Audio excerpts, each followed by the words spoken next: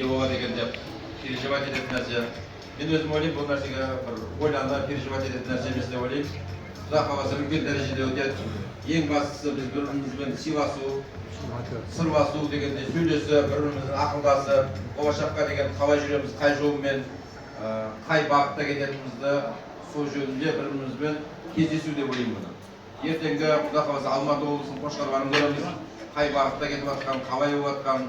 Бұл жерде де үлкен азаматтар бар, істеп өз хозяйстволарын, өзінің шаруашылықтарын деп айтайық, алға қарай жақсы ұмтылдырып, жаңа селекцияға қатты бағып, көңіл бөліп жатқан.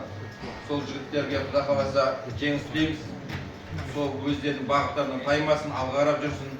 Ең бастысы Алла тағалам айтқан екен ғой, ниет қыл деп ше. Мына бізде де Құдай қаласа баяғыда біз өзіміз абсолюттаған кезде 231-ге барамыз. Сол кезде Бақтияр інім тұрып берді. Сол кісі жігіт ниет қылған. Былтыр бізге Қазақстан бойынша паводка болды ғой, су алып жатты, бәр жақта соған президенттің несімен, жарығымен барлық жерде мероприятие тоқтатылсын дегенге байланысты бұл жігіттің Қошқары бұл ұйымдастырылмай болмай қалды кеше былтыр көрме.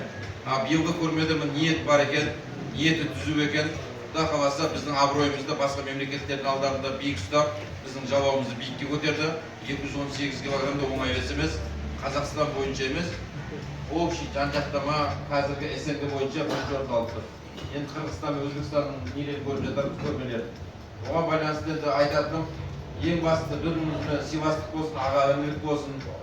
Осы направлениеде бір-бірімізге күш-жігер берейік, бір-бірімізге қалай бару керек екенін бағытымызды түсіндірейік. Ең бастысы айтады ғой, Қазақстан бірге болайық.